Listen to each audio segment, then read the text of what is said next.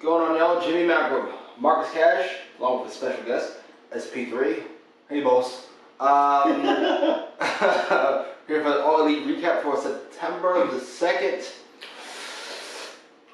Before we begin today's review, we gotta talk about the show. Show was trash. I wouldn't go there. I will say I thought about this last night. Unfortunately, couldn't get to sleep. Not because how bad the show was, but I would say there's only one segment I loved from start to finish. You won't be shocked at what it is. And two segments I liked from start to finish. Everything else it fell apart halfway through. Like halfway through the segment. Yeah, there was one segment I loved, and I will continue to say it's the very best storyline in professional wrestling, period. And you guys know how much wrestling I watch. That was the one I loved. Oh, we're going to disagree on that. I really liked the segment with your guys' favorite. And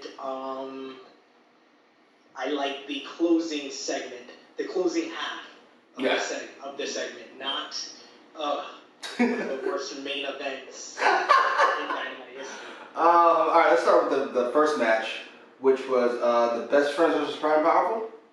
This I liked from start to finish. I liked that match a lot. I liked all 6 minutes of it. The final minute, the shit fell apart because once again Santana and Ortiz try to get things at the very last second and always are a second off. Yeah, it was a little awkward. Ortiz's pinfall didn't help. Moving him even closer to the ropes. Like, what are you doing? Yeah, that was very weird. Yeah. I like the chair spot in the beginning. I like that Chuck T sold it and stayed down for forever. One thing I do like about Dynamite Go Home shows is that it feels like the first half of the pay-per-view because they always are blowing off a storyline on these Go Home shows, and this was the payoff of the whole Best Friends versus Proud and Powerful storyline. So I did like that part of it. The street fight was very appropriate. There was a bunch of fun spots. That chair spot, like you said, I love the Trent going for the spear and then Santana leapfrogging him, cleanly going right into the guardrail. That was beautiful. But the finish just kind of took away from it. Yeah, I can't disagree with that. The bigger finish is another issue for me. They pretty much made Best Friends complete chumps for 3 straight weeks. Sue's mom's car got smashed. They got their gear ruined with bleach. And when they're all pissed off and they're going to get their comeuppance, they lose again in a match. I don't think it made Best Friends look weak at all because Best Friends beat Proud and Powerful to start this rivalry. And basically all Proud and Powerful, the story of this whole feud was Proud and Powerful tried to goat them into their type of match, which they did. And Best Friends showed that they can keep up with Proud and Powerful in their type of match, but they're not as nasty and rough as Proud and Powerful. So that's why Santana and Ortiz won. I know, but they're not getting the apology for Sue. Is it me, or did when Trent and Santana were going at it, just feel like this could be like a fucking TV title match a year from now? I like them together. I like them a lot together. They're stars, I'm telling you. JR agrees. Santana's definitely a star. Trent is definitely someone you can do something with. Yeah, I can see that. I say Proud and Powerful is the rare team in AEW where I can see either one of them being single stars. Ortiz because he's just so unique as a character. Unique, that's a good way to put it, yes. He has boatloads of charisma, and Santana because he can work like anybody else. Yes. You brought up the leap earlier. I love that leap, especially because it was last second. It was clean, but it looked like sloppy, like he wasn't planning it. Like, oh shit, I did not see that coming. He got out of the way. I love that spot. You want to say something? Ortiz, I don't think he's a single star, but I think he's someone that can be in a popular tag team, constantly changing partners. Like when that team implodes rather, Ortiz ventures off, he gets another partner. Well, who do they do that now with WWE? Like Cesaro. Cesaro's like a 52-time tag team champion with like 4 different people, right? But Cesaro should be a single star. He should be, and that's Vince.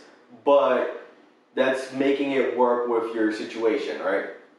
I think that whatever Ortiz tag team he ends up in would be one of the popular tag teams of that time. You could throw him with almost anybody, and his charisma, as long as it's with somebody athletic, would make that work. I don't see him though as a singles guy. I think both of their title divisions are way too crowded for him to be a singles guy. Oh, I'm not talking about. Oh, we're not talking now. I'm talking in general. Yeah, I'm talking about 5 years down the run. When they lose a bunch of people? Do you see it as ever? Ever. I- Forget perfect circumstance. There's nobody in the fucking I don't right now. Me either, but I'm just saying. Well, not right now, yeah, but I can see him down the road being that because he has so much charisma. And the most thing that I came out of this matchup is I'm just hoping it's the start of a push for Proud and Powerful, because I feel like besides the Lucha Bros, they are the most underutilized tag team in all of AEW. We are almost in agreement there, because in the next match, we got who will be in my top spot for that Private Party, quite frankly. Private Party. They're still young. I'm not. No. We're not holding Kobe Kill. Everybody else gets the championship ring, but not you, because no, fuck that. I was here. I did my part. Give me my ring now. By the way, Giannis needs a Kobe. I decided. He's Shaq. He needs a Kobe. He's not a late game guy. Let him do the review. Just make it a point. Let him go to Miami.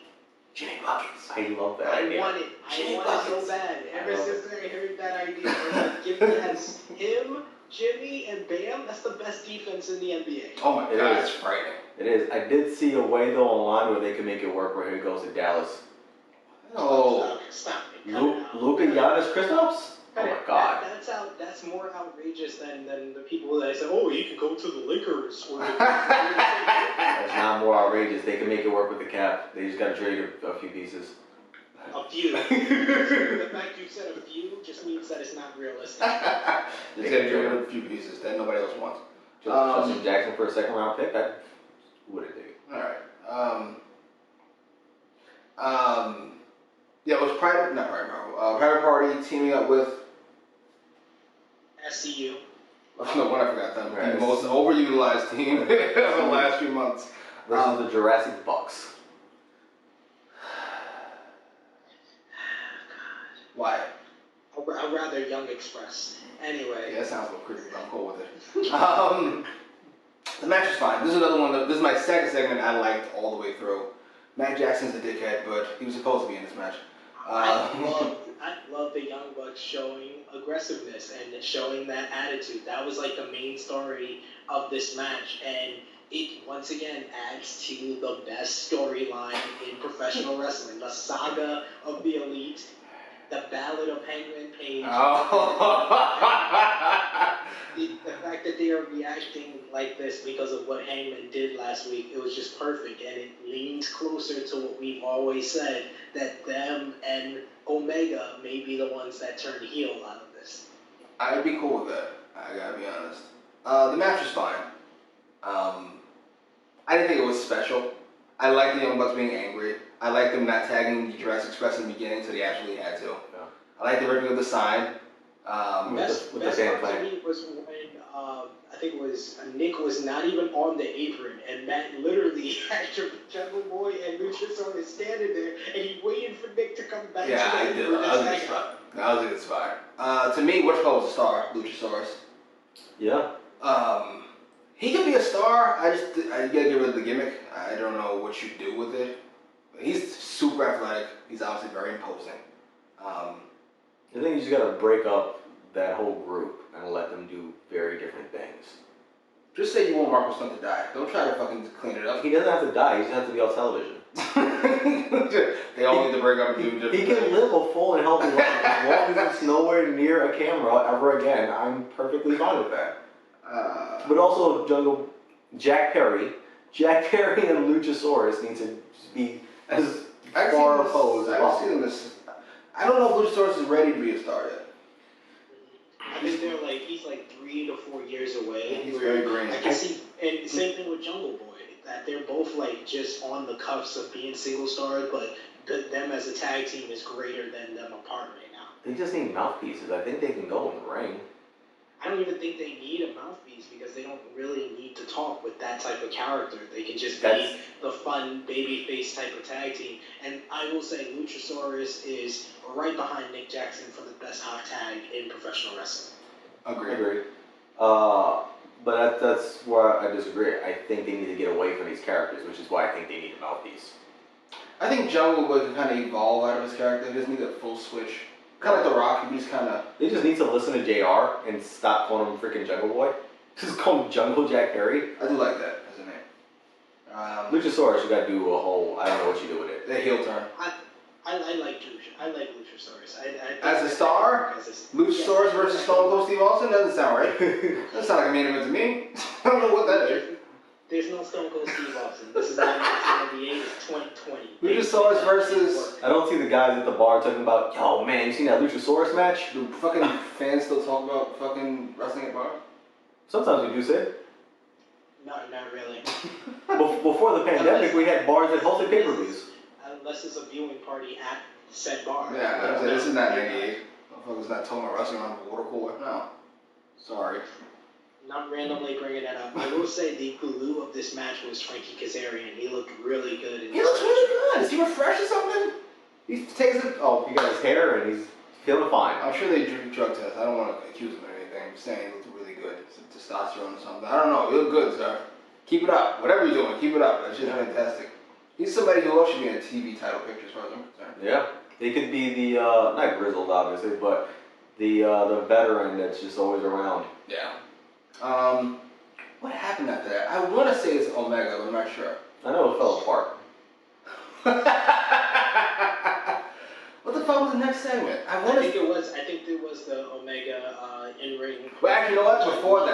Before that, they had a FTR promo with Tully Blanchard. Yes. Before that, it was MJF in the locker room with his lawyer and him showing a lot of. That was the meaning MJF. I liked it. Dude, MJF is hilarious. So let's not get it wrong. First, the beginning of that segment where he's like, "Hey, little buddy," and he's talking through the door, trying to get him to come out.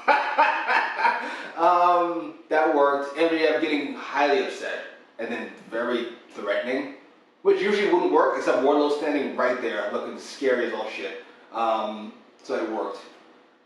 And much better in a tank top than a suit, because you can see just all this buffness. No way. Yeah, let's say, how do you forget how big of a man he is?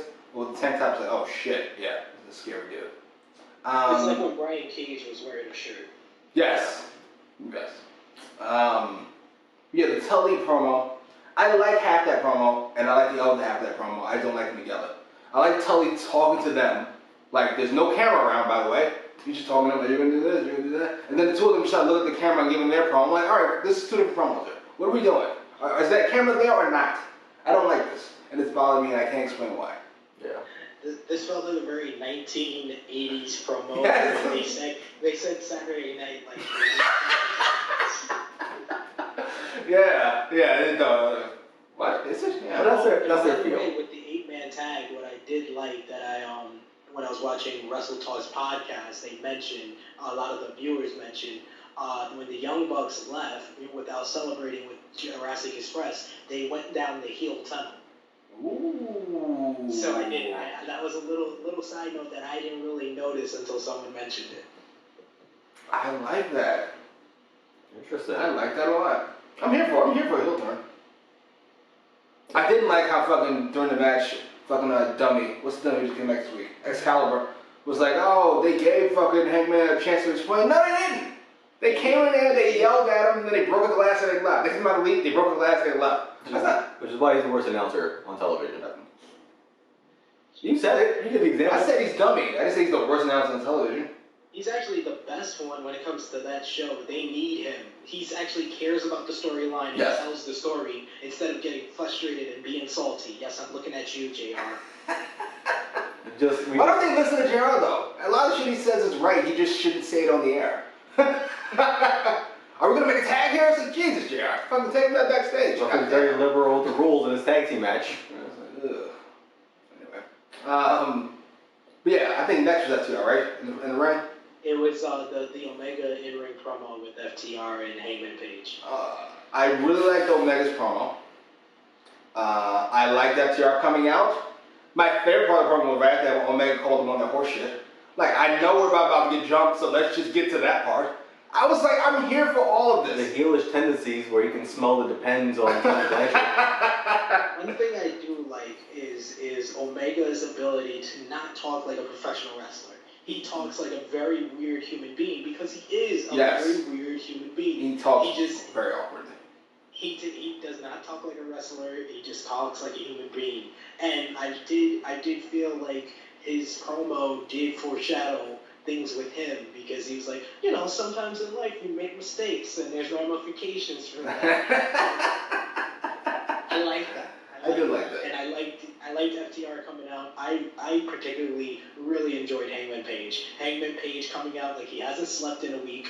That makeup they're adding to him. She's alright. He got it. He got it. He's sad. He had this at the end. The fact that the FTR said, "Fuck it," we played our mind games. We got what we wanted, so we're going to fuck you up with the truth. We didn't do anything. You did it to yourself. I love that. I loved every minute. I actually hated all of that. Like, once FDR started talking to Adam Page, I hated this promo.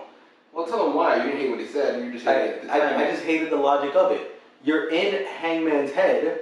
Stay in his head through the match at the pay-per-view. No. The logic of it is now they're in Omega's head.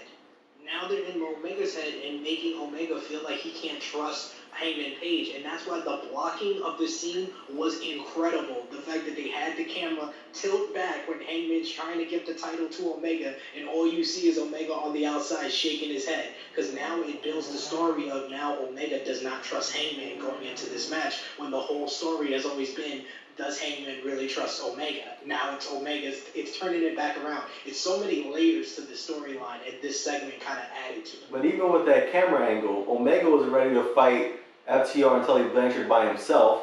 Then Adam Page comes in to theoretically help him out because FTR just blew their load and told the truth that they were just messing with him. So now you have a 2-on-3 scenario, and then Omega ditches him, which is a little heelish to me, which I'm here for. But I'm like, that doesn't make sense. You wanted to fight, and now you got... No, he didn't. He never wanted to fight. He said bring it on.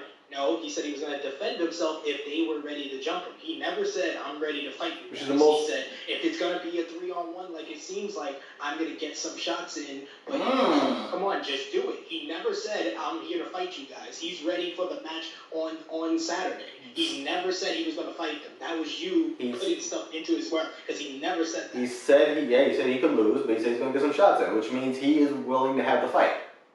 If they bring it to him, he never said he was going to bring the fight to them. That's why when Hangman was ready to throw the first punch, he held him back. He's like, don't let them get into your head. Let's wait till Saturday. It's all about the fight on Saturday. Because FTR was never going to really fight Hangman. They don't want to fight Hangman. They're already in Hangman's head. They already got the victory. They already won. They got what they wanted from Hangman. Since you used blocking earlier, I love that as a term. Never heard in wrestling before, but I do like it as a term. Let's talk about motivation, since this is now an acting class. What is FTR's motivation here? Are they afraid of Hangman? Or they just want to make this as easy as possible? Which is fucking... These two are not together. We can beat two singles guys if they're not together.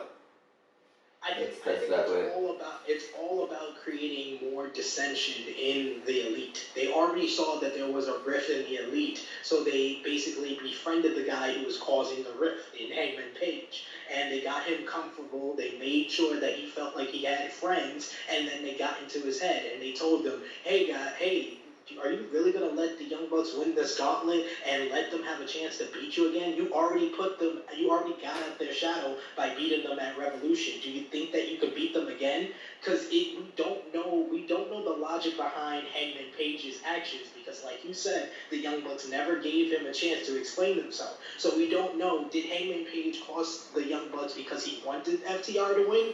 Did he cost the Young Bucks because he doesn't want to give them a chance to beat him? Does he not want to fight his friends again? There's so many reasons for why he didn't want them to win, and we don't know the reason. And the fact that in this segment FTR did all the talking, we once again do not know Hangman's mentality. But all we do know is that when the title belts were taken away from him, he wanted the title belts. He extended the title to who we thought was a friend, and there was no one there. He's once again left all alone. This whole story has been about a crisis of confidence for Hangman Page. This is 1 year in the making. He lost that main event at All Out against Chris Jericho, and that made him feel like he wasn't elite. That made him felt like he didn't want to be in the elite anymore because he didn't feel like he was on the same level as the Young Bucks, as Cody Rhodes, as Kenny Omega. So all of this has been about the mentality and what's going on in Hangman Page's head, and right now we don't know what is going on. So it creates whole types of questions going into Saturday. I think you have sold me on the storyline, not enough to buy pay-per-view, or even care about this match, but you have sold me on the artistry of it, and to me, I think it's a bit much. You sold me on what they're doing, and it's a bit much. Yeah, I see that. You know, right? A lot of different layers in here. I'm not spending $60 on that shit, no. I think it would have helped if I saw that being the Elite episode where Hangman, I guess, reconciles with the Young Bucks. Because to me, that's a very big missing piece where he doesn't give a fuck about them, and now he's got red eyes because he screwed them over. Jesus. And can't look them in the eye. Like a drunk puppy, by the way. Like, that's like, Oh, poor Hangman. I gotta be honest, they better not fuck this up. Because they are playing with very dangerous territory where you might never be able to rebuild Hangman. At least not for a long bit if he ends up getting... He looks like a dumbass and trusting FTR. He looks like an insecure bitch, because number one, they called him that. And number two, it actually say that. And to me, he was a main eventer a couple months ago. He was the most over guy in the company. I said maybe Moxley or somebody. well, let's not forget getting punked out by the Bucks. Backstage. You're out of the Elite, even though we're only 2 of the 4 remaining members in AEW, and therefore we shouldn't have a deciding vote. Yeah, it's 50-50 at best. Is Cody dead? Go to the fucking hospital bed and ask him what he thinks. Jesus. Cody created his own stable. I love that. So he's out. I'm out. Am I really a part of the Elite? I'm now an affiliate. Yeah. Well, clearly they didn't think so because they didn't help him against Dark Order. Which is my disagreement with you, by the way. That is the best thing going in professional wrestling. Outside of Gold Berry, it doesn't count. That's the best thing going in professional wrestling. Even though, I feel like they're dropping the ball with that too. I just fucking, not like they ruined it, but like they're not doing enough with it. It's a fantastic gimmick. It worked last week. They're not doing the Colt Cabana thing anymore. It seems that Colt Cabana's taking a back seat. Yeah, like they forgot about the Colt Cabana storyline. It was just along for the ride. Yeah, I love that gimmick. He forgot. Like ever since Brody's got the TNT title in his mind and now in his hands, Colt Cabana is just like, all right, I'm just gonna check this out. I'm just gonna watch what you guys are doing. I think he'll come back to that. I guess he's still not dressing like them all the way yet. And Tay Conti's ringside with her contract in her hand. I'm expecting the whole episode for them to walk up to her and go, well, did you decide? Are you gonna join? Yeah, Nothing. I was waiting for that. Nothing. Maybe we'll have it on fucking... On a $60 pay-per-view. I was gonna say on Dark, but whatever. Jesus. Look, I don't remember what happened next. So you've thrown me off completely now. Jesus, what the fuck happened next? And let me look it up. I want to say the women's match. I think there was something after that. Was it Jericho? Jericho's match? Not Jericho's promo. Oh. I like Jericho's promo, by the way. Very simple for a Chris Jericho promo, but it worked for me. As for the match, I didn't hate the match. The match was fine. I did. You hated the match? First of all, who's he fighting? Joey Janela. Yes, there you go. So we have Joey Janela on television. Okay. That's number one. Number two, from both of them, the striking was awful. Completely phony looking. The only thing I liked about the match is it had a really nice ending. The Codebreaker? The leap, the summer, not a somersault, but the Springboard. Springboard, thank you, that's the word I'm looking for. The springboard leap into the Codebreaker. That was clean. That was a very cool spot. Yeah, that was clean. Everything else was two generally out of shape guys who kind of don't care about this match. One of which shouldn't be on television, really. Who are trying too hard and specifically not trying to hurt each other. I don't hate that take. Oh. I agree with it, but I don't hate it as much as I thought I would. I did not enjoy this match. I will say. Oh shit, they're on the same page? This match must have really stunk. Well, I'm definitely more of a Joey Joey Janela fan than you guys, and my only question coming out of this match is, what did he do to somebody backstage? Yeah, it felt like an odd pick. Very odd pick. This is the same guy that went 50-50 with Cody 2 months ago. This is the same guy that pushed Kenny Omega to the limit in a death match, who pushed Jon Moxley to the limit in a main event of a death match a year ago, and now he is jobbing to Chris Jericho for 3 minutes. And I have an assumption. Okay. He may have said something inflammatory or not very over complimentary to Sonny Kiss. Because Sonny Kiss would not come out to help him in the post-match beatdown. That was, you talk about... No. Don't get it twisted. Sonny Kiss did not come out to help Joey Janela. We talked about blocking and motivation. We got to talk about plotting now. This was very odd plotting because Joey Janela's getting his ass kicked. And then for a while, by the way. Orange Cassidy makes the save. Then Jericho starts beating Orange Cassidy. And then here comes Sonny Kiss. To help Orange Cassidy.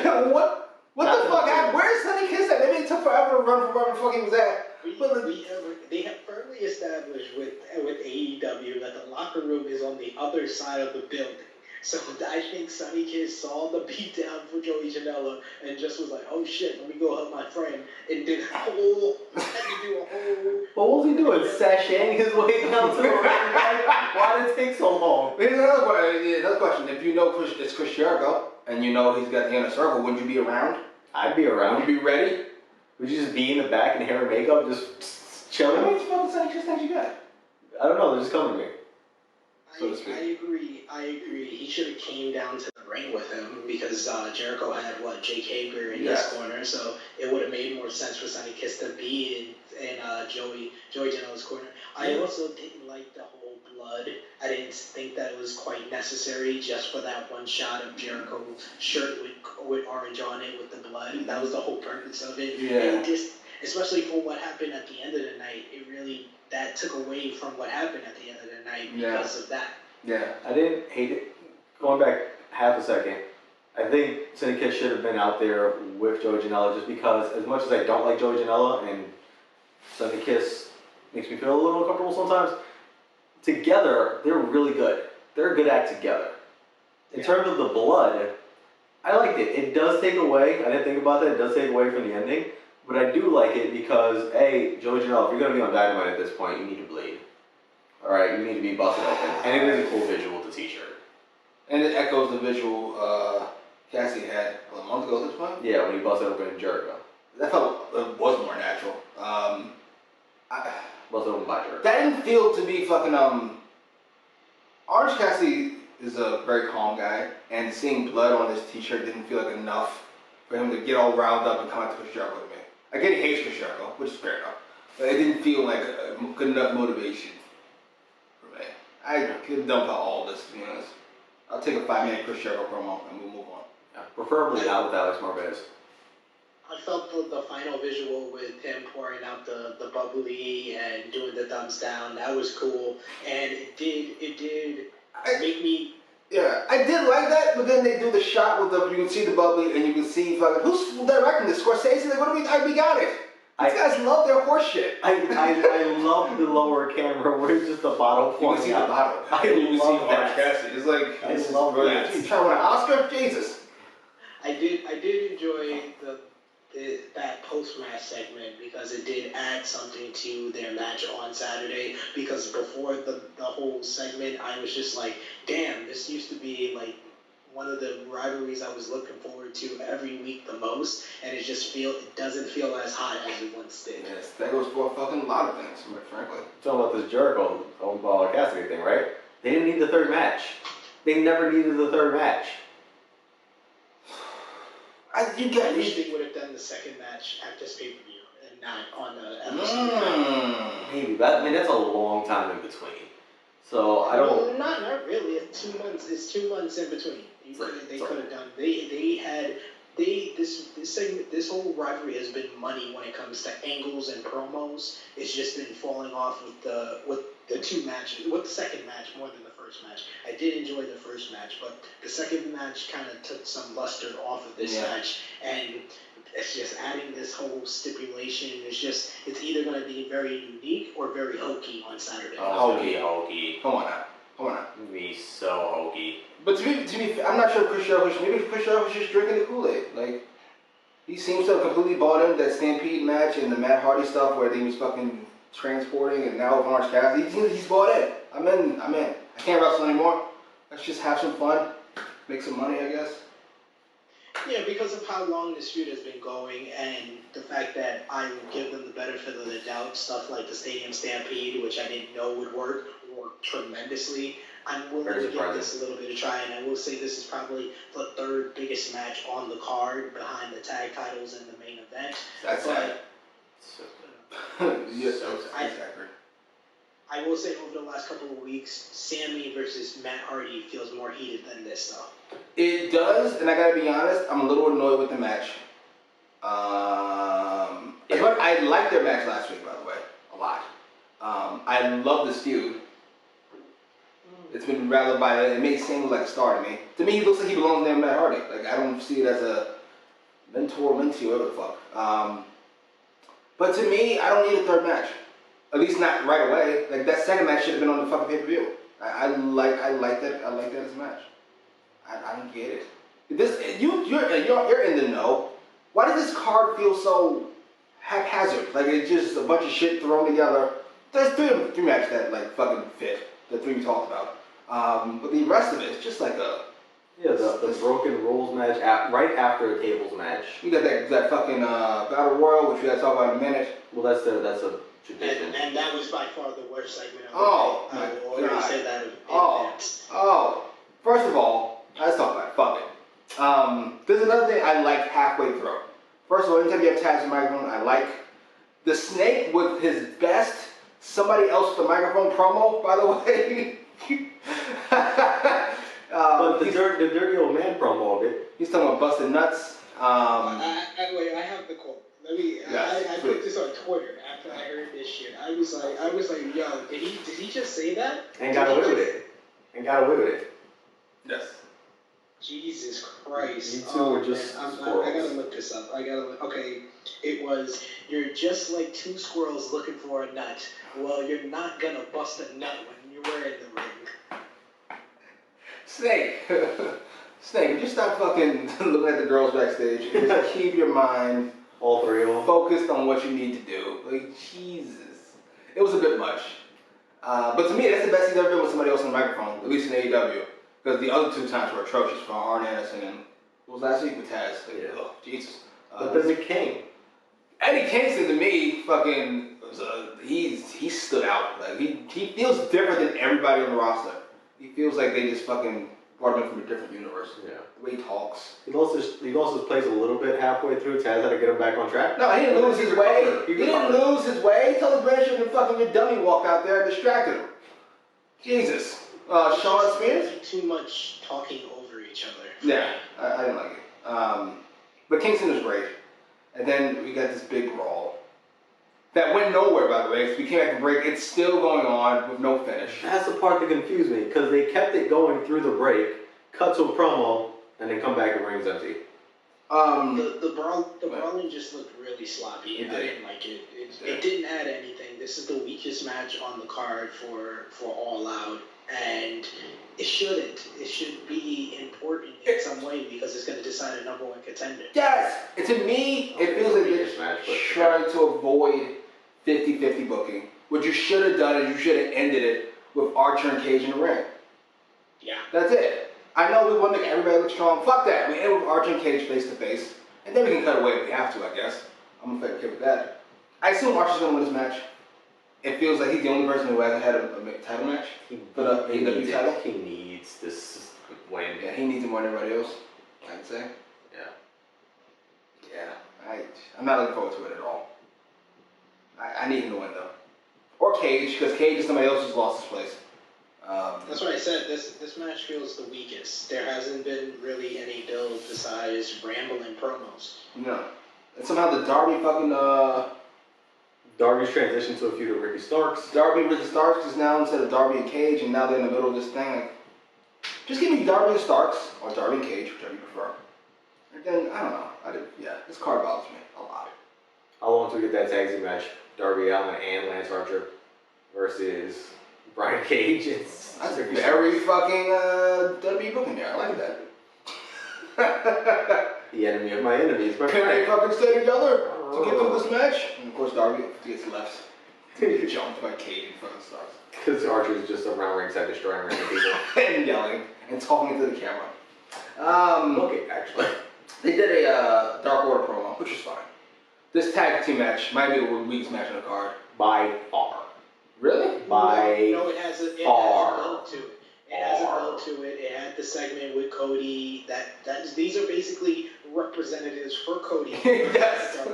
That's all it really is. And there's a little bit of story. That's why by far a Casino Battle Royal, you can't even come up with any type of interest into this. At least it has the Dark Order in it. Like the Dark Order, I agree with you guys, is one of the better things and the better acts in AEW. So at least it has that. The Casino Battle Royal has a bunch of people I like Lucha Bros, Darby Allin, Brian Cage, Lance Archer, but this Battle Royal feels beneath them. So at least this is somewhat of a purpose because it's the first time the best members of Dark Order are together as a team. And Colt Cabana, I guess he's a member now because he's just under that banner. But the Battle Royal has a title shot implication. But it has no interest whatsoever from anyone, and you can't even say you're interested.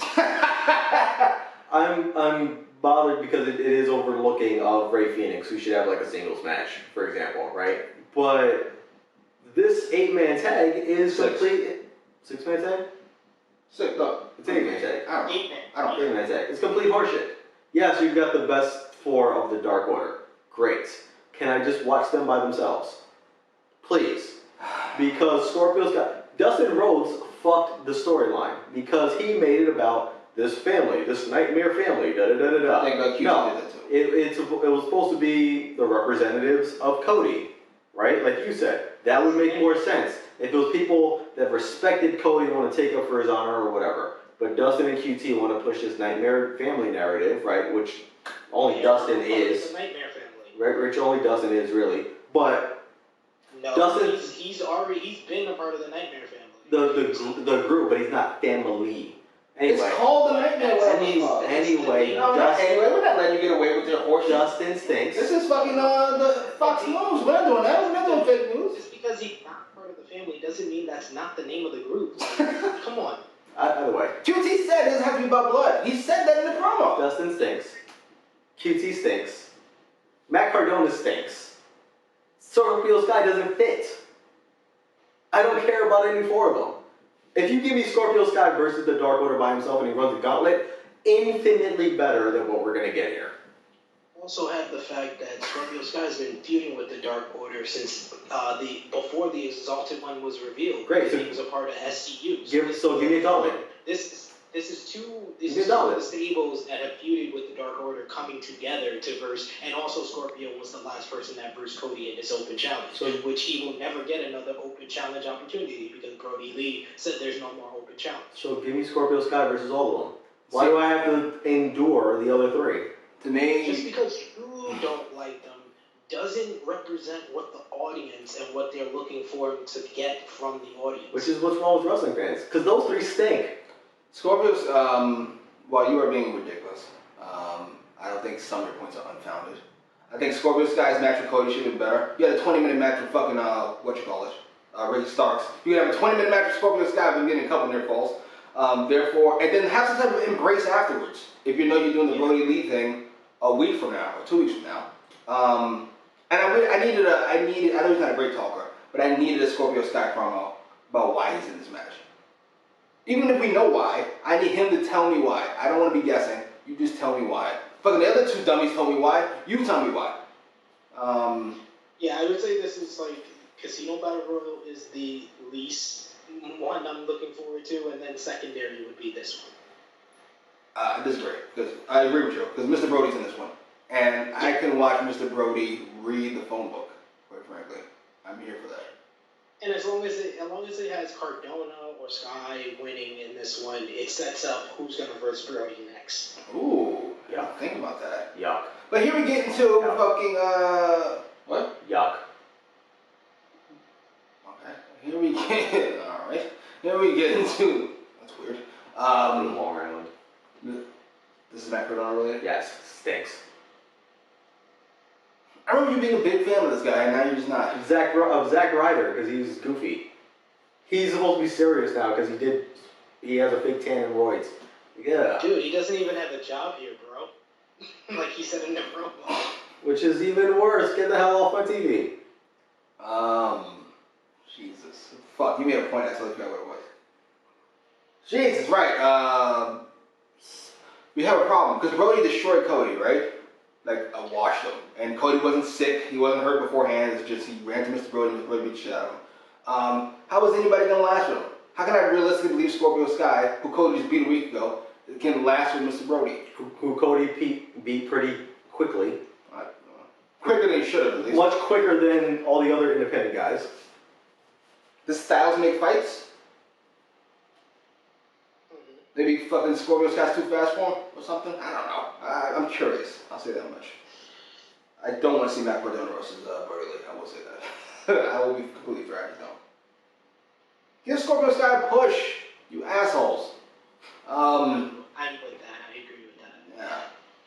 I think up next is this the pizza delivery? It's the women's match. Oh, I tried to skip it. It was alright. Yeah, it was alright. I say it's the best women's matchup they've had in quite some time, which, yes, is a very low bar. Oh, dude. The fact that fucking JR said that shit on the air, and then the other two co-signed it, I was like, Jesus Christ. And nobody's wrong. Everybody's completely correct that this is by far the best thing they've had. This is the best one since Hikaru Shida versus Penelope Ford, but it wasn't as good as that match. No, I love that fucking match. Poor Penelope Ford. Oh, how she's falling. Ugh. Yeah, I don't. As I mentioned, I would not have had Thunder Rosa wrestle a match. Period. If she had to, maybe give her a wash, right? Have her beat up, I don't know, Renee Chanel or something. I don't know, Red Velvet. Somebody. Just have her just beat up. Abby Sakura. You said it. He knows another minority. Yeah. I'm going off of the people that get beat on dark all the time. Anyway, woman jobber that they already have in place, right? If she had to have a squash, which I don't think she should have had, fine.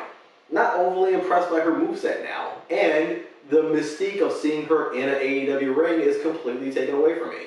I'd rather just have the highlight, have the announcers Excalibur, right? This is where he does shine. He just knows random shit that none of us have ever seen before, right? And he goes, she was in Japan for this amount of time and was the international princess champion, which I love as a title belt name.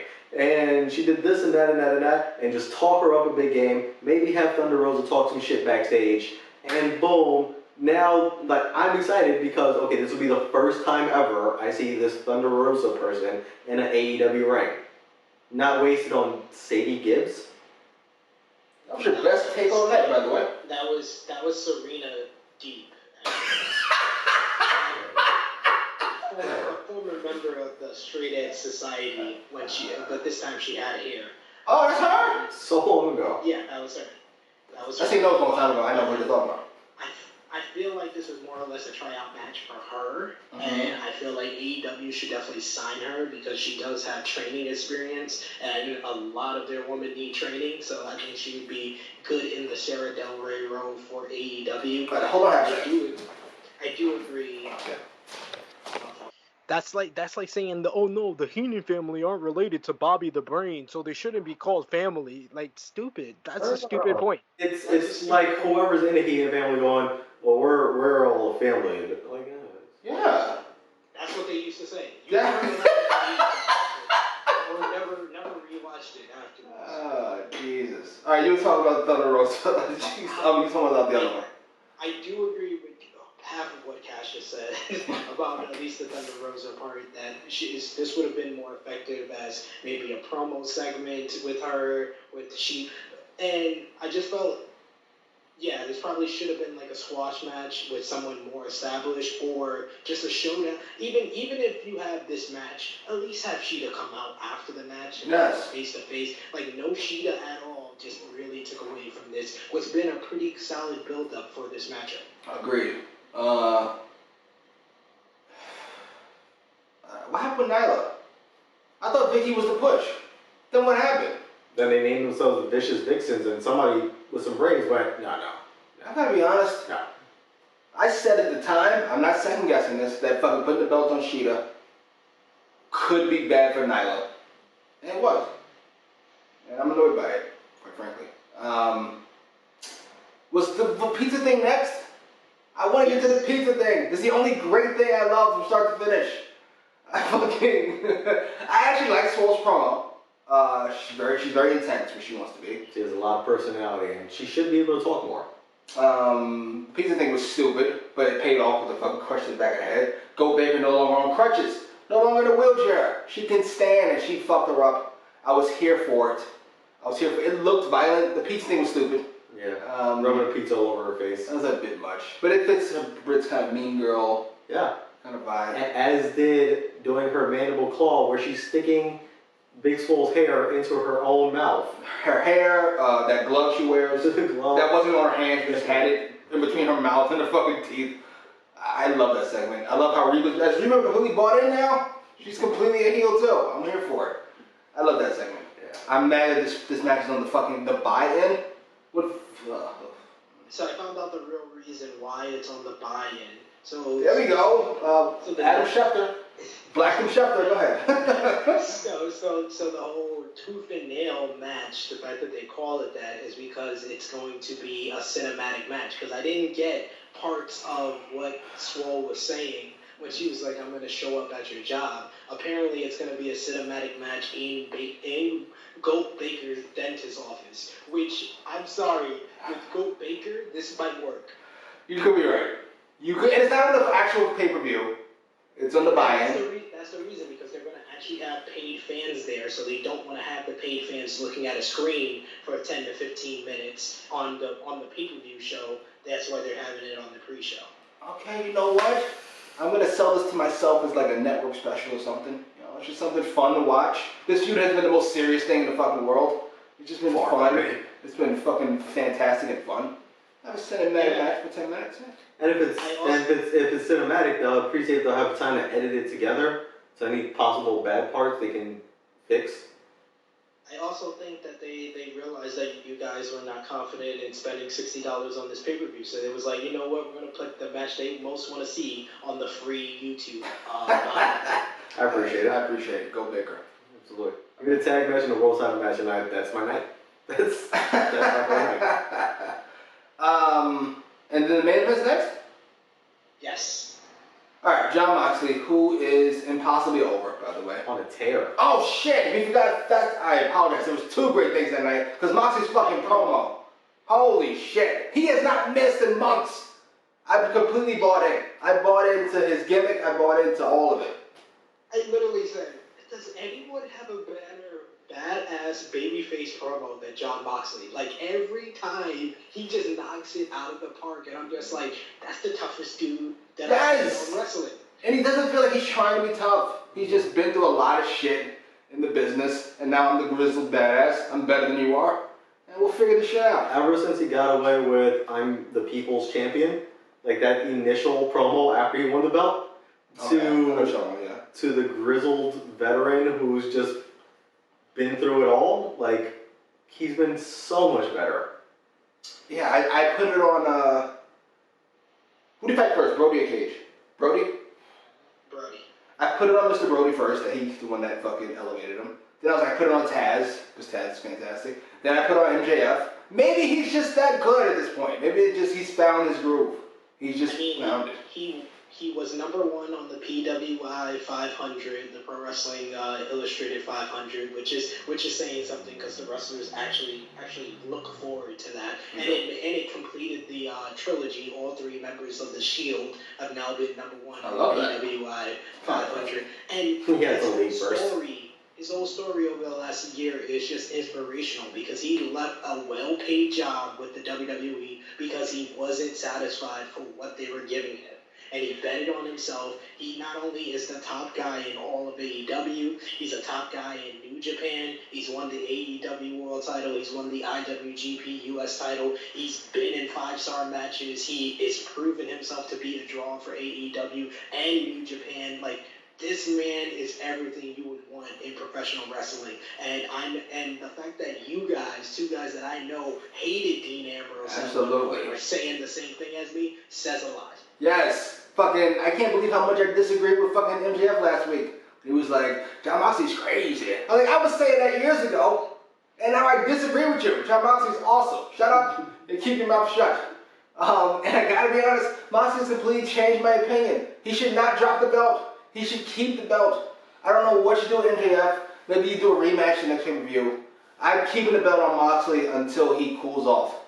I just am. Until something happens that makes me rethink it. I'm not taking it off. That shit is... I've said this before, I think on True Heel Heat, I think I've said it with you guys on the AEWrecap. The chain of command, sorry MJF, you're not there yet. There's 2 guys that need to win this title before you. Okay, like I said before, and it's the current AEW Tag Team Champions. I think heel Omega beats Moxley, and then heel Omega loses to Hangman Page, and then Hangman Page eventually loses that title to MJF. Here's a question though. What do you do with MJF until then? So either he could go for the TNT Championship. I want Brody to have a nice long run though. He feels like a fucking animal. Yeah, I agree. I agree. So here's my theory, and it slightly differs, right? And it's going to be slightly blasphemous to MJF, so I apologize in advance. Okay? I think MJF needs to win this title at All Out. Okay. And dare I say, be a transitional champion back to Jon Moxley if need be. But here's my thinking, yes, right? Please go ahead. Right. Finish that thought. I think you could do more with MJF and Jon Moxley. Agreed. I think they can go at least another pay-per-view. How long do they go? 6 to 10 weeks in between, right?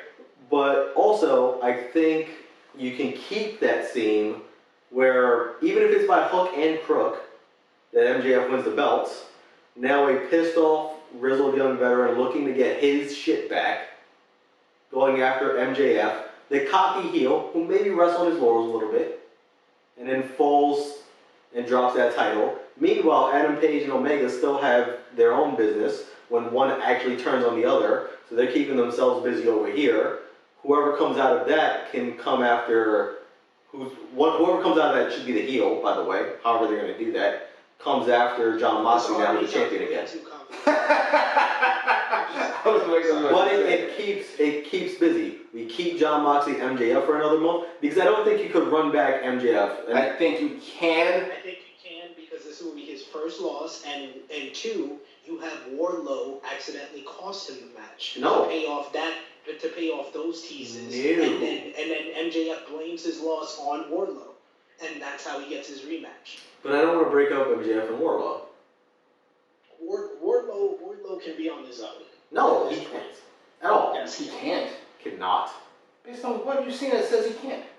I don't know if I trust it. I don't know if he can. I wouldn't say no yet. I'm not saying that he's going to be great on his own. No, but MJF doesn't need him. That I agree. He doesn't need Wardlow, although he's a damn fine heater for MJF. Here's my. Well, let's talk to me in a minute real quick. It's fucking Moxie versus the fucking lawyer, Mark Sterling. This was over the top. It was too long. It's silly. I got it. Moxie doesn't like this guy. He's gonna embarrass him. Everybody wants to see him embarrass him. I particularly don't. I like Mark Sterling. And then the fucking MJF beat down with Wardlow. And very intense, very violent, bloody, pinky. The whole shebang. I like the clothes. That worked. Here's my problem and why we get into this disagreement between three of us about what to do with MJF. To me, this segment with MJF kind of is a different change of pace completely. Like it changes almost how I think about it, how I feel about him. And it would have been better if he had lost to Moxley and then brought this side out. This more violence, more aggressive side. Maybe, but I just like the fact that it proves MJF is a hypocrite because all he's been saying about Moxley this whole time is that he's all blood and guts, and then as soon as he first gets his first offense on Moxley, he went to blood and guts himself. So it just proved that he was a hypocrite. So I dig that part of it. But then we know he's full of shit. I'd never fucking trust anything MJF says. Well, we need to visually see things in AEW. So. It was a great visual, by the way. MJF looked like a badass with the fucking tank top and the blood. And I liked Moxley telling him very very audibly, go crazy. Oh shit! Our shit went silent for the last 5 minutes. I didn't hear that part. He said, "Go crazy." Yeah. He was like, "Just go crazy," and that's when MJF started. So I liked that part of it. And then Moxley was very audible even during the match with Mark Sterling. He just this is bad TV, and then that's when he hit the paradigm shift. That's hilarious. He feels very over the top, very fourth wall-ish. No, very I can't get fired. I can't get reprimanded. What can you do to me? This is bad TV. Let's end this. Yeah.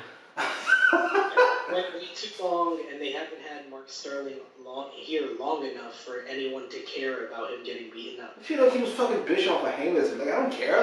He was here for and he was hilarious. Yeah. So yeah, show was what it was. I know you liked last week's, I think. I liked the last week's a lot better because I felt the contract signing and the stuff with Hangman and the Young Bucks were stronger even than the Hangman and FTR segment this week. To me, this is the week's show. Last week's show might have been a little bit better, but I didn't love last week's show either. Do you have any predictions for the card? I won't be watching. I know that. In terms of matches, I think they're going to drop the ball and have Jon Moxley retain. Drop the ball. Yeah. Drop the ball. I just realized that it doesn't matter what anyone else thinks, but Marcus Cash. He thinks it's dropping the ball. It's dropping the ball. Well, to be fair, we have our opinions. You stated yours. And they're like assholes. They're very shitty, and everyone has one. There you go. Well, hopefully they're right. But what? I hear what you're saying. I don't fully agree with it. You don't agree with it at all, apparently. I'm dropping the ball. Yeah. So I think they're also going to drop the ball and have the tag titles retained. Oh, I disagree vehemently. I disagree. There's no. I'd put money on this. The fucking sportsbook has and put money on TR. A lot on it. Oh. I think FTR giving away the bag can lend itself to the enemy of my enemy is my friend now, and they can unite and just vanquish FTR. Well, then let me call you on this then. If that's part of the storyline, then this isn't a bad segment this week, is it? You can't be mad at FTR for dropping the ball. That's part of the storyline for the match. No, but I think that's the whole thing is dropping. I think that shouldn't be the case. Fair enough. Okay. I think Sheeta wins against Thunder Rosa because she is their talent. She's sticking around, by the way, Thunder Rosa, or not? This is a one-off. This is a working agreement between NWA and AEW, so I don't know how long she's going to be around. Plus, NWA is not even on TV right now, so they got time. They need some better belts, by the way. This NWA women's title's ugly, and that AEW women's title's ugly, too. Sorry, go ahead. Dark Order has to win. If they don't, there's a mutiny needs to happen. If they don't win, I think I'm over it. I gotta be honest. I mean, unless Scorpio Sky pins one of these bums, I'll take it. Even so. What? Like if Scorpio Sky beats one of the guys, obviously not named Brody, in that match, that guy that lost needs to get kicked out of Dark Order. What's that needs to be. I don't care. Whoever else it is. Evil Uno, Stu Grayson, To be fair, Evil Uno's kind of redundant at this point. We could bring in the fucking guy from the fucking commercials. We could get rid of Evil Uno. Preferably. But If that's the case, that needs to be the payoff. Not that the Dark Order lost, but whoever caused that loss needs to get kicked out. Jesus. Because that's disgusting. You're ridiculous. That needs to be the payoff. I don't even remember what the other matches were we talked about. Some mayhem. Yeah, most of mayhem. Jericho has to win this, right? Does Jericho have to win this? I will say it's intriguing. I will say that a lot of the results don't seem that like To matter? No, not that they all matter to me at least. But they're not predictable. That's true. I'm gonna assume Jericho wins this.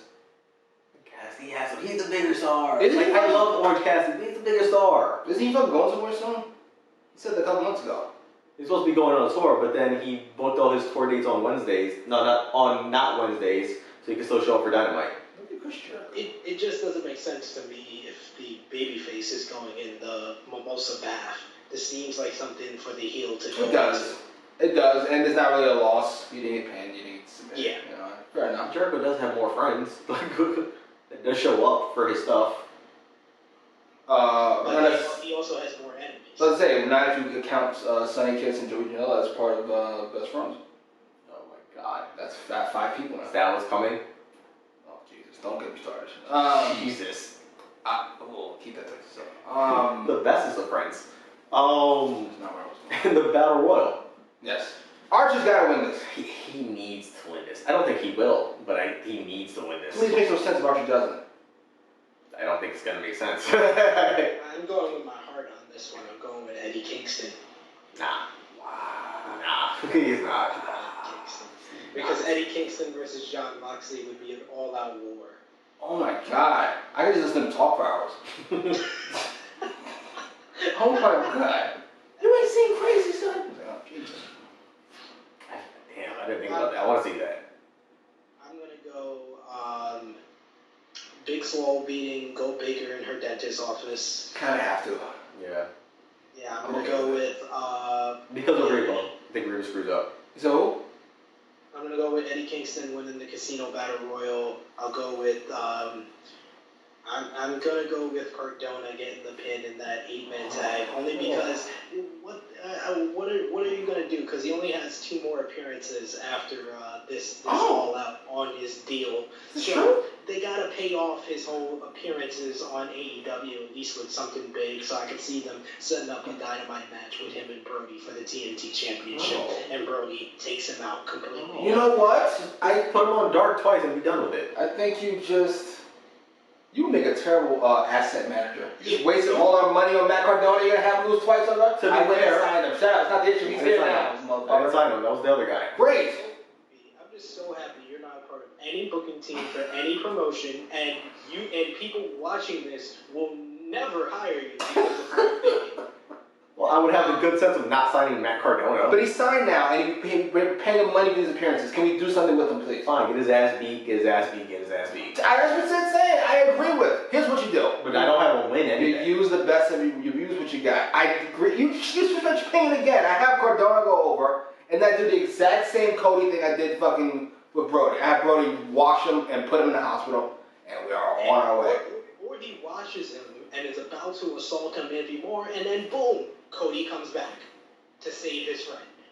It's all about building towards the next thing. It's all about episodic television. It's not about, I don't like this guy, so no. Like, come on, man. Like, think logically here. That's all I'm asking. I do like your fucking I somebody out. I like what I like, and fuck what anybody else thinks or what they enjoy or what's good or fucking having you on dark twice. Damn, God knows what. They get me on dark twice. Jesus. I go with Sheeta in the women's match. I go with Matt in the Broken Rules match only because if he loses, he's got to leave the company. So it only makes sense for him to win this one. Yeah, obviously Matt. Well, to be fair, did they specify which Matt Hardy has to leave? Because now he's crazy again. No. He's still just Matt Hardy right now. They've only teased that this bloodying has led to him having broken persona. But they named it Broken Rules. Like what happened to Big Money Matt with the private party? I like that Matt. Broken Rules rules is just their way of saying last man standing, because that's the rules to this match. And I'll go with Orange beating Jericho. I'll go with FTR beating Hangman and Kenny, but not them breaking up, because I still think they need to do that triple threat. They need to do Bucks, FTR, Hangman, and Page. Hangman, Page, and Kenny in a three-way at Full Gear, because they need to prolong FTR versus the Young Bucks until we have fans in the building. And I think the Young Bucks beat Jurassic Express, and I think Moxley beats MJF. That fucking Jurassic Express Young Bucks match is probably the most predictable tonight, right? Yeah, but it's gonna be great. Yeah. It'll be fun. Good. I don't know if it'll be great. It'll be fun. Young Bucks only had one great match to me. To be fair, I've only seen one the whole way through.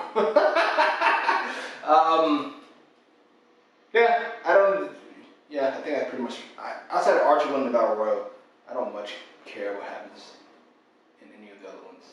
I'd be okay with any finish for the rest of them. Outside of Moxley, he needs to go over MJF. I completely changed around on this. Completely changed around. Jon Moxley is a star and needs to be treated as such. Protected.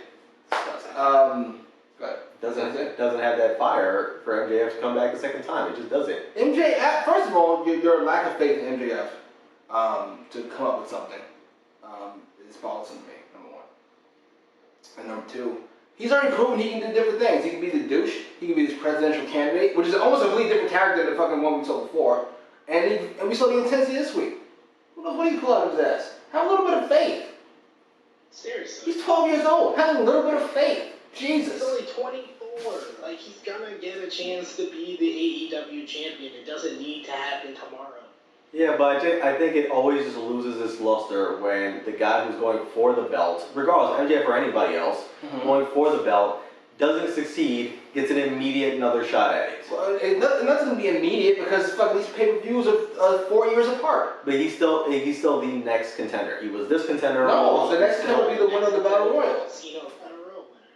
At the pay-per-view? What does it matter? Or are they gonna blow it on like 2 Dynamites from now when they have the next network special? What does it matter? You just said you didn't want it immediately. 2 months in between pay-per-views. Like, why not have a title match on the show?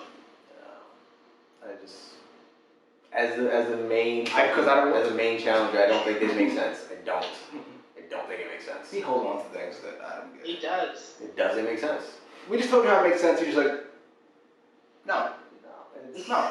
Because no. Because the winner of the Battle Royal gets a title shot. Not a feud. No. That's a title shot. Here's my question to you. And this is a very interesting question. So let's say they had multiple pay-per-views, right? And then we did the Moxley MJF match. Then we did Moxley versus Archer. And then we did Moxley versus MJF. That would be okay with you? It's a multiple pay-per-view. See, I feel like that loses a lot of steam also. Let me ask you that. I said, would that be okay with you? No.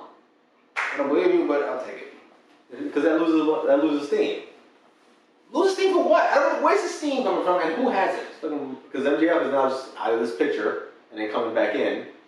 Versus if you do this, now you're just going slower, even though you're going the same path, because he just lost over here. He shouldn't be getting another shot. I thought you hated 50-50 booking. I do hate 50-50 booking. So why are we having Moxley fucking drop the belt and then fucking get it back? Use your Wardlow example, except he cost MJF the title after MJF's champion.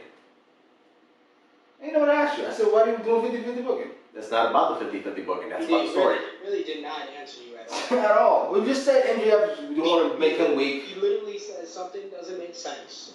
We make sense of it, and he's just still on his same path. It doesn't make sense to me. All right. To be fair, this channel didn't hear that his favorite movie is Malibu's Most Wanted. What somebody said was, fuck, what's the fucking guy's name? Marty's partner? Bruce? Somebody said after that about the Most Wanted shit, we know who the Bruce of this group is.